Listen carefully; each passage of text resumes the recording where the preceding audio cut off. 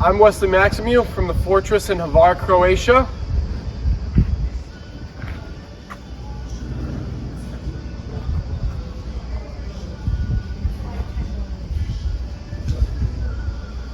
And this is Rockin' Hockey.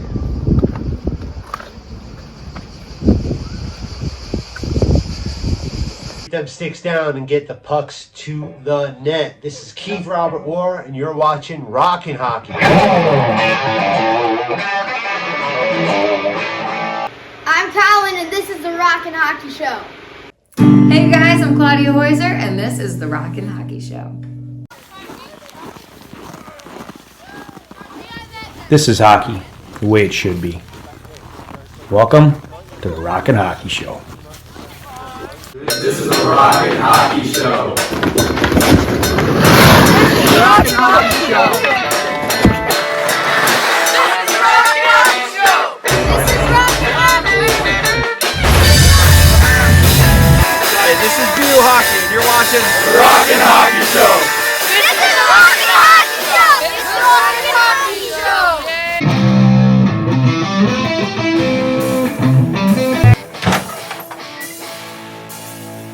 Hey, what's up, hockey and rock and roll fans from around the globe?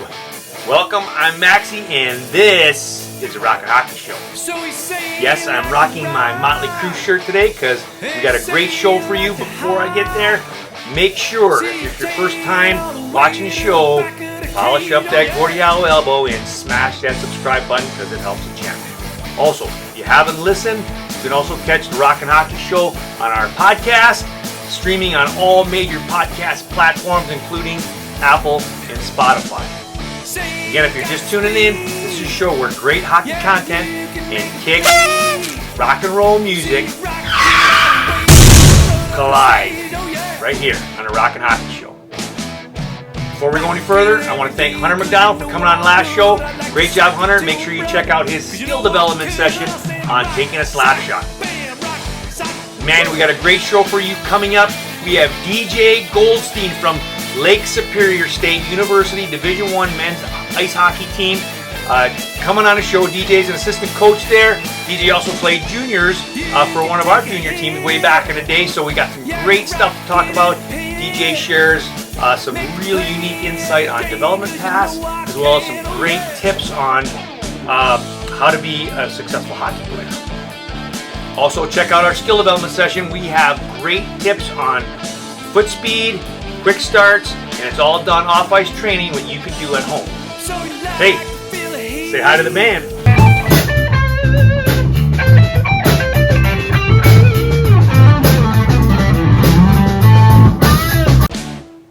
Yes, that's Lord Stanley's brother, our very own house band. Make sure you check out their album Hustle on all major streaming platforms. They rock. All right, let's get rocking. We got a great show coming up. We got a great interview with DJ Goldstein. We got funny skits. We got great music coming up. We also have a song from Lord Stanley's brother at the end of the show. Make sure you check that out. And remember, this is a show where the hockey rocks. Swiatek and Sherman on the right. Stays in the blue line. Evades traffic. Swiatek winds up. Score! Beautiful move, beautiful shot from the right side.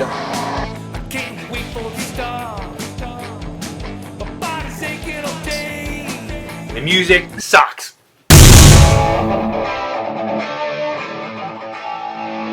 Take it away, Lord Stanley's brother.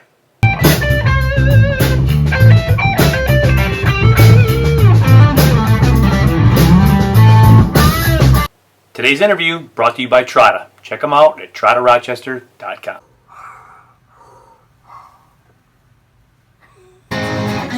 It's the Rockin' Hockey Show.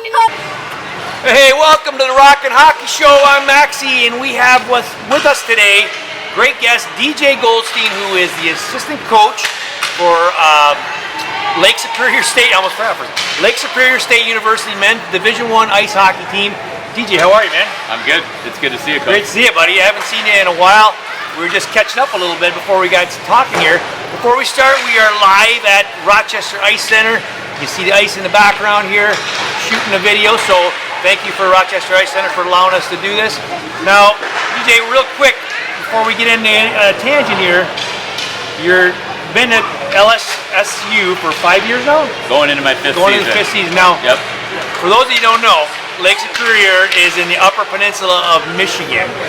Probably one of the coldest spots in the country, maybe aside from Alaska. So, did you think about that at all before you decided to go there? Well, it's a great question.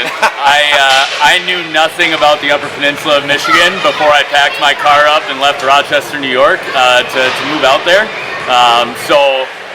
It's cold. They get the lake effect snow just like we do here in Rochester, so that wasn't a huge problem. Now this past year, we hit the second all-time snowfall record. So just under 200 inches total in Sault Ste. Marie this past year. So we did get a lot of snow, but the cold is just all right. I was thinking that this past winter was a really, really tough. Actually, it was a great winter, so it must have been something else up there. Now, for those of you who don't know, the Upper Peninsula is also in the summertime is beautiful area. Unbelievable. Beautiful area up there. The Lower Peninsula, so if this is Michigan, this is the Lower Peninsula.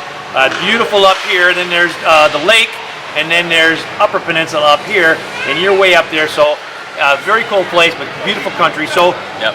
tell us what you do at Lake Superior as assistant coach. Yeah, great question. So do a lot of recruiting for the team. So on the road recruiting, bouncing around North America. I'm actually flying to Europe in 2 weeks to go recruiting over in Europe a little bit. So do a lot of that. I also do a lot of video work. So a lot of the pre-scout for when we're playing an opponent. I'll watch their last 2 to 4 games, figure out what they're doing on their breakouts, their forecheck, D-zone, all those things, and kind of pre-scout each opponent. And then obviously clipping our own games, for our players to go back and watch their shifts, little things that we want to work on with them. So question for you now, you talked about pre-scouting. Before you recruit, how much video do you watch before you fly somewhere to watch somebody?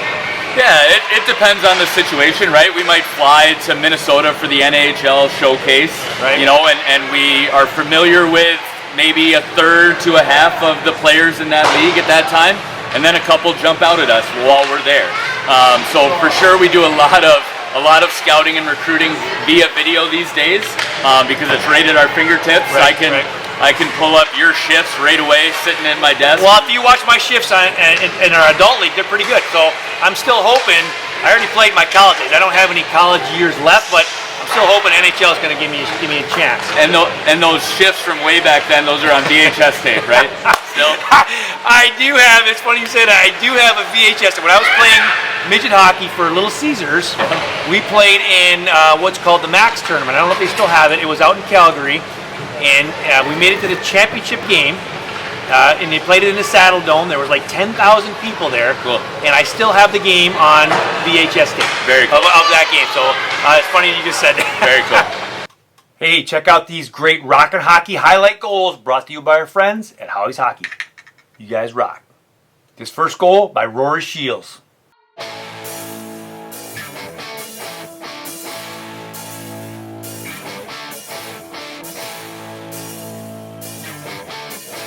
Great goal, Rory.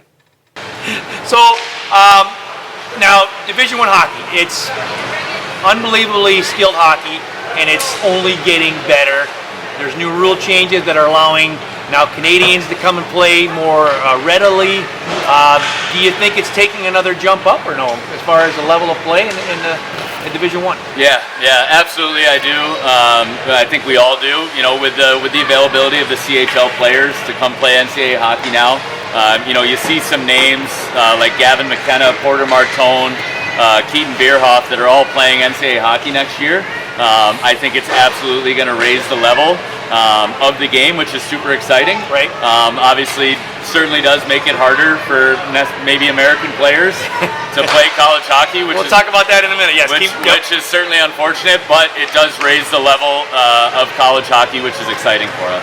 And I always tell people, even at the youth level, hockey is a global sport. Even at Pee-wees, Bantams, 12-year-old, 14, 16, it's a global sport. My son played U16 this year, and we played a team from New Jersey, and I think out of the 17 players, 14 of them were Russian. Yeah. They're Russian players. Yeah. The entire team. Yeah. It is a global sport, which makes it awesome for the sport, but difficult to continue to move up the levels. But again, we're going to bring it up again in a few minutes. Now, is this your long-range plan? Would you hope to be a head coach at Division I someday, or D3, or what are your thoughts on that? Yeah, I don't know that I necessarily have any goals either way. I think just kind of continuing. I think for me the most important thing is being a part of a staff that I enjoy being around, that I enjoy coming to the rink every day, and that lets me grow. And I have that in spades at Lake Superior State with the guys I work with there and work for. So I'm in zero interest of moving on at this point. That's good though. You know, but at the same time, I'm sure I'll get the itch at some point in my future to be a head coach or do something different. Quick side note, your head coach is Damien, right? Damon Witten. Damon Witten is from my hometown, Flint, Michigan. He's just outside. He's from Brighton. And I know Damon. I talked to him. We had our junior team. So it's probably been about 7 or 8 years ago. We were doing a camp in Michigan, in Brighton, his hometown. Yep. And I was recruiting a player that I really wanted. And one thing or another, I knew this guy knew Damon, so I called him. I said, "Hey, it's Dave Maksy. We haven't talked since you were kids." And he remembered who I was. We had a great conversation about this player, but from my hometown, Damon Witten. So as I was kind of doing some homework on that, I'm like, "Oh yeah, I forgot that he coached there." So neat side thought. So now, before you coached this, you coached at Canandaigua High School here in Rochester, New York. Yep. How was that? It was awesome. It was awesome. The best part was being able to coach with one of my best friends. He's the head coach there still today, David Taft. And I was able to, again, go to the rink with him every day for 2 years. We loved being together, planning practices. We were over the top. We were constantly texting, phone calls about, what are we going to do here today? What's the power play look like? All those things. So I loved it. And it also, that program meant a lot to me because I played 4 years there. Right, you grew up there. So. Played there for Jim Armstrong, who I'm still close with today. So it meant a lot to me to be a part of the program afterwards. Awesome. So, quick thing, we talk about this all the time on the show because we talk about development paths of players. High school hockey, you played it, you coached it, now you coach Division I. Is high school hockey still a viable path, or is it a viable path for players that want to move on and someday play college hockey? What are your thoughts on that? Yeah, I think absolutely it's a viable path. I think, at some point you will have to move on and play junior hockey. Right.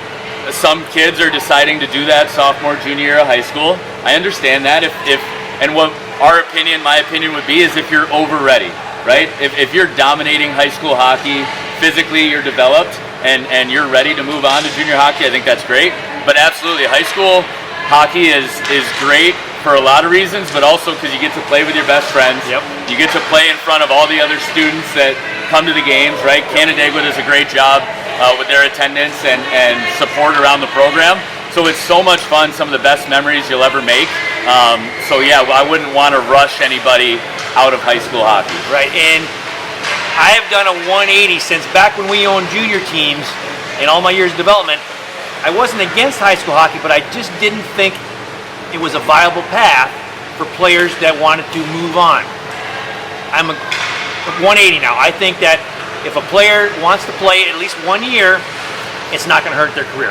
If a player chooses to play 4 years, as long as they're serious about their development, I think it's a good side. Maybe it's a side step. It may not be a step up, but it's a place where they can play with their friends, stay at home, finish their high school diploma, get their high school diploma, and then move on because it's not gonna affect them.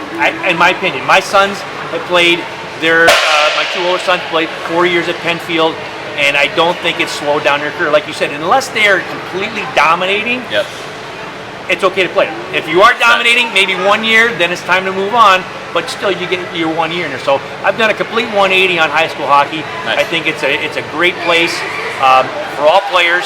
And we've interviewed so many guys that have played in the NHL. Paul Vardreau, I can't think of his name. He played at Victor. Andrew Ferentz. Dave Ferentz. Dave Ferentz. Sorry, Dave Ferentz. Yes. Dave Ferentz. Yes. Tons of guys. Hunter McDonald. all of them Yes, Hunter. playing pro hockey now that spent time at their high school. So I'm a big fan of high school hockey. I think it has its place, and especially coaches like you that really jump in with both feet and try to make the players better instead of just kind of doing their thing. So, awesome. Check out these next 4 goals. Not 1, not 2, not 3, but 4 by William Leggiardo.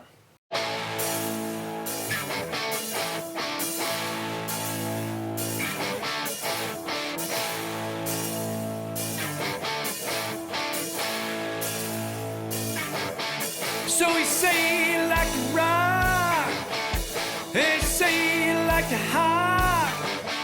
See you take it all the way to the back of the cage, oh yeah.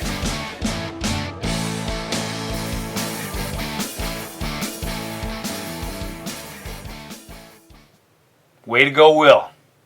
So let's go back to your youth career now and talk about your development path, because that's what we do on the show. We talk about players developing, and they're all at different times, and everybody takes a different route. There's no right way or wrong way to do things.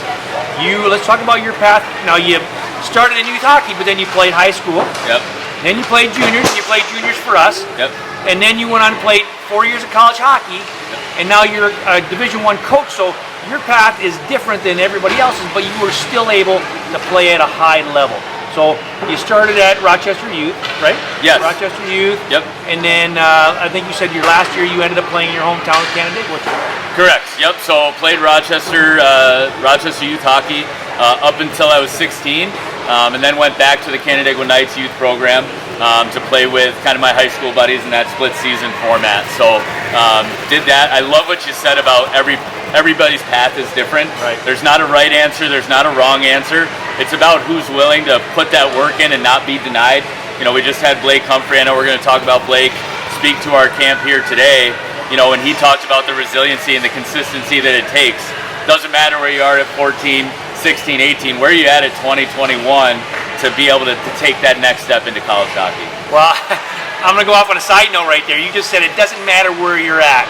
So please, hockey parents, please listen to the words that are coming out of my mouth. You don't have to be the best player at 12 years. You don't have to be the best player at 14 years. It doesn't matter what team you play on. What matters is when you get to that age, and I told my sons between 16 and 20 is when it becomes important. Correct. You need to try to find a good team to play on that's going to play at a higher level, and you still don't need to be the best player, right? But you need to continually improve as you go. And then when colleges are looking at players, you might look a year or two back, but if they're good enough to play now, you're not going to not take them because Correct. Last year they may have played house hockey, but now they're ready to play Division I. You're not going to say, no, I don't think so because you played house last year. If you're good enough now, that's all that matters. And that's what I tell everybody. Junior teams, colleges, if you're good enough, they're going to take you regardless of where you play. Correct. Yep. And so, you know, to answer part of that question that you posed a minute ago, I wasn't even one of the best players on my team until probably senior year of high school, right? And then I make the jump to junior B, and I'm not one of the best players on that team. And then junior A for your brother, I'm not one of the best players on that team, but just continually sticking with it, loving the game, and wanting to go back every day and put the work in. And that's why I was able to play Division III hockey. Persistence right there. Yes, persistence is key. And we got to talk loud because we got some music rocking in the background here. So, DJ, that's such great advice for parents and players that are listening, is if you choose, which is going to lead us to our next subject, if you truly want to play at a high level, you got to be persistent and put the work in, and you have a good chance to do that. Now, with that said, college hockey has gotten so good now with the new rule changes, with the Canadian players being able to come over. Excuse me. There's a bit of a trickle down now. Yep. And D1 was always maybe the top 5%, maybe the top 10%. Okay. Now it's probably the top 3%, and now D3 has been elevated up to a higher level, which again, unfortunately, pushes good players down a little bit. So they may end up playing club hockey, like my son. Very good player, above average player, hard worker, capable of playing D3, but just didn't get the offers that we were hoping for. So he's going to play club. Club hockey is an awesome place for players to play, even though it might not be NCAA. Yeah, and I mean, not that pro hockey needs to be the end goal, but there's club hockey players and Division III hockey players signing pro contracts even this year, right? Absolutely. So you're absolutely right. There will be a trickle-down effect. Division I hockey will get better. Division III hockey will get better. Club hockey will all get better. And they're all great options. And that's a great point about playing pro hockey is there's several levels of pro hockey, and if you want to play pro, as long as you're persistent and you put the work in, there should be a spot for you to play at some level. And I told my son, I said, just because you're playing club doesn't mean that you can't go on and play a couple years of pro hockey somewhere. And I can tell everybody, if you can extend your career for a couple more years playing pro, even if it's minor league, you're not making a lot of money, it's worth it because you can say that over anybody else you played against. Probably 95% of the players that you grew up playing with will never play pro hockey. Probably 99%. Yep. But you can say, I played 2 years of pro hockey and wear that hat and be proud of it. You know what I mean? Yeah, For absolutely. sure. Even club hockey. So great stories and great advice from somebody that lived it. Like you said, you didn't even get good till you were 18. Correct. I tell this story. I love telling this story. I did play. I played Division I. I played 2 years of pro. I didn't really get to be a good player until I started playing adult hockey. I'm serious. I was good at those levels, but when I got to be about 27, 28, 29, I really got to be a good hockey player. And I was playing in top adult leagues, but that's when I really flourished. When I was getting close to 30 years old, is when I was at the peak of my game. I'm like, I wish I would have been this good when I was playing college hockey.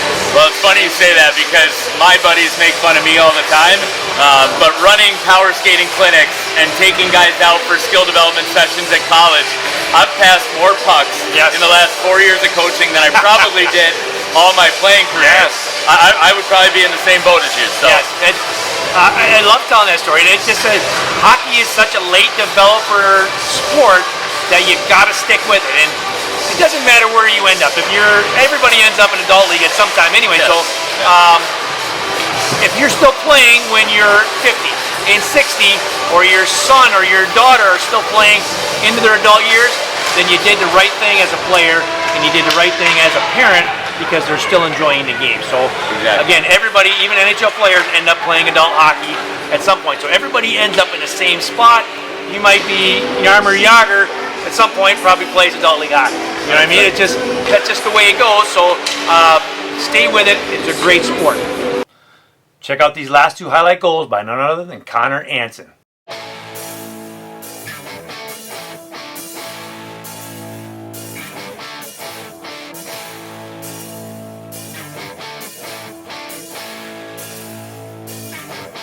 So we say like a rock. Way to rock, Connor. Back to the show. All right, transitioning now. I want to give you a prompt you on a question here.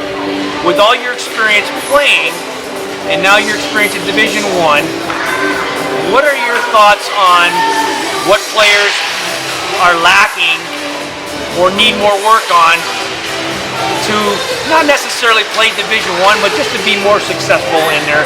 And I forgot to mention, you're back home now coaching a high school clinic for your high school. You're running a clinic, and the thing that I love that you're doing is you're working with the youth players too. Yep. You're not just doing a varsity thing, you're getting the youth players involved, and I love that. What are your thoughts on what players, young players, are lacking just to move up and maybe participate at the high school level or move on from there? Any particular skills jump out that more than others? Yeah, absolutely. I think the easy answer is hockey IQ, and that's probably a popular answer. But it's all the nuances that I think involve hockey IQ, Right. like protecting your hands, right? And again, a cliche, but all the skills coaches, which are great, but stick handling around a cone and through all those things, those are good things and skills that need to be worked on, but also it doesn't help you on Friday and Saturday night in the games, right? How can I protect my hands from Dave as he's coming to defend me? How can I shield the puck? Do I have a great stick defensively, right? All those things are things those habits that we harp on a lot at the Division I level. I know Coach Tapp does at Canandaigua as well. Like, those are the things that I think are missing with a lot of the youth players as we see them come up, or some of those habits benefits that we would equate to hockey IQ. Great point. Now, as a hockey instructor for about 150 years now, when I teach skills, I also try to explain why we're doing them and how you use them in a game. So, stick handling around a cone, yes. I've had thousands of students that are phenomenal at stick handling in a lesson. You get them in a game and they can't handle the puck. Correct. Or they do great at power skating. You get them in a game and they can't skate. So, taking that from lessons and practice and putting it in a game is a completely different situation. And not a knock against youth coaches, but a lot of them have never played or played at a higher level. So when you say protect your hands, they don't really know what that means. How to have a good stick, they don't really know what that means. Yeah, and when I talk about skating from day one, skating is you got to have a good stick. And we're like, why does my stick matter when I'm skating? Because your stick controls everything. It controls where you're going. It controls your balance. It controls your momentum. It controls if you have the puck. But now on the defensive side, if your stick is in a good spot, it's going to take away time and space from that player. So just that whole fact of having a good stick when you're learning how to skate translates into something like you're talking, how to have a good stick at the Division I level. So I know I just went off on a complete tangent. No, it's good. It's hard. It's hard for coaches to teach hockey IQ. Sure. And I had legendary coach Barry Smith, seven or 8 time Stanley Cup champion on the show, and that was his biggest thing. All right. Obviously, you got to have the skills. You got to be able to skate. You got to be able to pass and stick handle and shoot. But how to use them in a game and how to support your teammates with those skills in a game is his biggest thing on youth hockey. That youth hockey coaches need to do a better job of trying to instill that in their players. Yeah, absolutely. I think a good kind of practice to whittle that down is seeing what situations happen the most in a game, right? Whether that's at the U8 level for a coach that doesn't have a lot of experience, or at the college hockey level, right? Is what are the events that are happening during a game? How can I break that down into a 1v1 or 2v2 situation in practice? And then how can I do it with just one player and one coach on the ice, right? So kind of whittling it down like that maybe can provide some more answers to how do I teach this in a practice situation. And I tell my sons, but I also tell everybody I work with, you have to watch hockey. Yes. You have to watch hockey. You can't just go home and play on your phone. I don't care how many lessons you do a week. If you don't watch hockey, you're not going to learn the game. Correct. And there's no better place to watch than the best players in the world that are on every night. Somewhere on TV you can find the game. And I said, you don't have to watch a whole game. Watch a period, especially like the playoffs. Watch one period every night, and you're going to be a better hockey player. 100%. Don't watch it as a fan. Watch it as a student, meaning, hey, that guy's crossing over. That's what Coach Dave just taught me. Look how that guy does it. Look how Connor McDavid skates. Look how this guy shoots the puck. I just learned that in my clinic today, or my camp this week. So by watching the best players, you're learning that stuff. By sitting on the bench in between shifts and watching each other, watching your teammates do it, is so key. And here's one of my biggest pet peeves as a coach and as an instructor. When I'm teaching something or showing it, and your teammates are out there doing it, everybody else needs to be watching. Correct. You can't be shooting pucks down here or daydreaming or watching the video games through the screen or through the glass. Everybody should be paying attention. And that's such a hard thing to teach.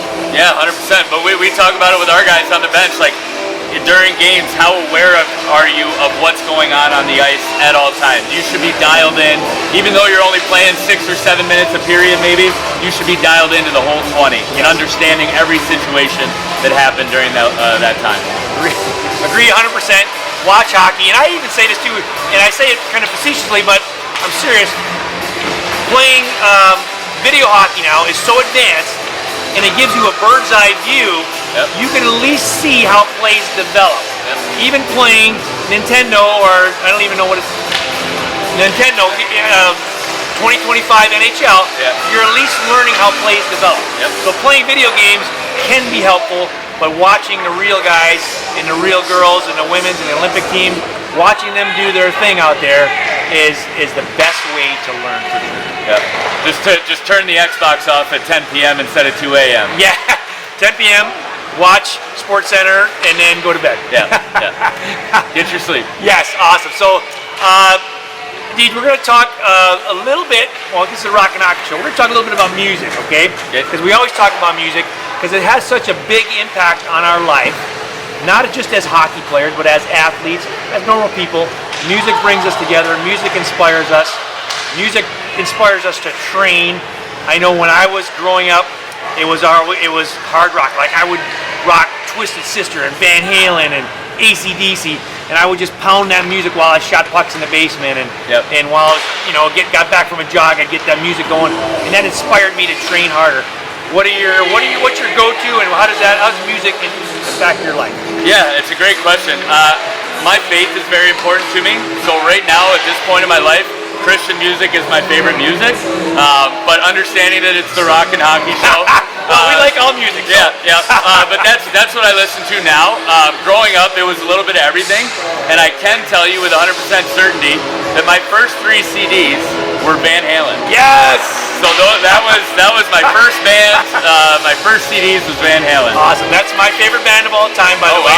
Wow. My favorite band of all time. I have many favorites.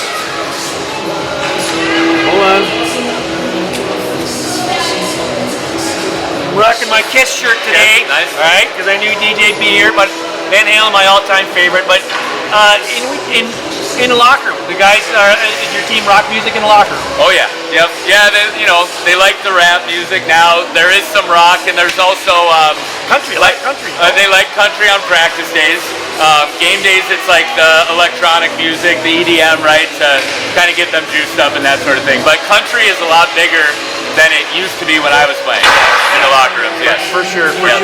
So RJ says hi, by the way. He couldn't be here for the interview. I said I'm interviewing DJ. He's on vacation, so having a good time.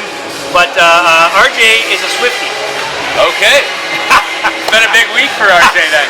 Hey, it's been a big week. Yes. Yep. Yes. So RJ's a Swiftie, but we still get along, believe it or not. So DJ, we're gonna wrap it up here. What piece of advice can you give to young players to help them out that you feel is probably the most important thing? That's a great question. I'm glad you said it, because the persistency, the sticking with it, not caring about what path you're on or what somebody else's path is, those are all great things. The most important thing is to be a good person and to be a great teammate. Amen. And every college coach we've talked to and junior coaches, they don't ask how many goals. They said, is he a good person? Does he get along with his teammates? And that's great advice. And even though the camp I'm running this week, players from all different teams, but I said, this week we are a team. And everybody needs to act like a team, so we learn how to communicate as a team. We need to know how to treat each other respectfully, how to treat the locker room respectfully, to be good people, so that when they leave here, they can take those leadership skills to their team. Yep. Awesome. Great. So DJ, thank you so much for having me. Thanks, Dave. Great to see you. Thanks for watching the Rock and Hockey Show. Check out Toronto. It rocks, just like the Rock and Hockey Show. This is the Rock and Hockey Show. This skill development session brought to you by our good friends at Pirani's Hockey World.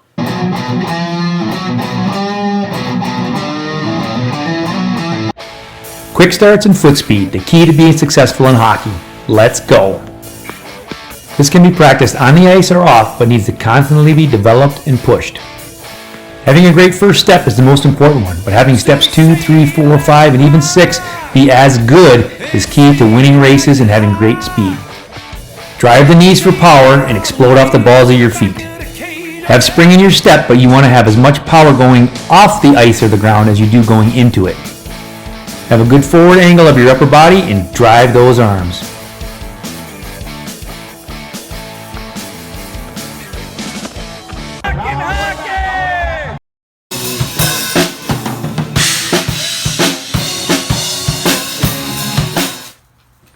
Hey, Cal, what are you doing? I'm taking my twig. It's a rake. I know, so Dad wants me to rake the lawn, so I'm getting ready to do a good job. Whatever. Hey, but look at the flex on this stick. I'm Colin, and this is the Rock and Hockey Show. Hey, hockey and rock and roll fans, we are going to close out this show with a great live tune by none other than Lord Stanley's brother. Check it out. Scoring goals, and win it. What every hockey player likes to do is called raise your stick.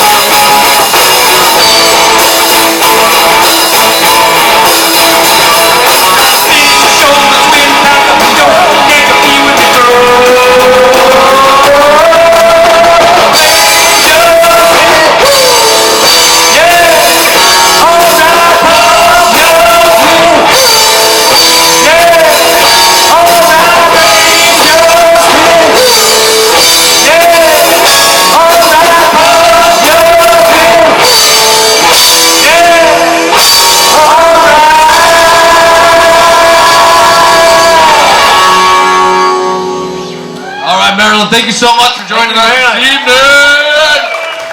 Big round of applause.